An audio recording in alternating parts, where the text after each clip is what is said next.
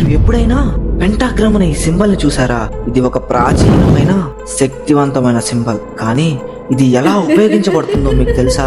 సాధారణ పెంటాగ్రామ్ ఒక నిఖిలమైన చిహ్నంగా ఇది భూమి, నీరు, అగ్ని, గాలి, ఆత్మ ఈ 5 మూలకాలను సూచిస్తుంది. కానీ ఇక్కడే మానవ ఆలోచనలకు కూడా అందని ఒక ప్రమాదకరమైన రహస్యం ఉంది. సాధారణంగా కనిపిస్తున్న ఈ పెంటాగ్రామ్ సింబల్ ను పైనుండి కిందకి తిప్పితే అది అసాధారణంగా మారుతుంది. అంటే ఇది సైతానిక బలి పూజల్లో, బ్లాక్ మ్యాజిక్ లో ఉపయోగించే ప్రమాదకరమైన చిహ్నంగా మారుతుంది. లూసిఫర్, బఫోమెంట్ వంటి శక్తులను పిలిచేందుకు ఉపయోగిస్తారు.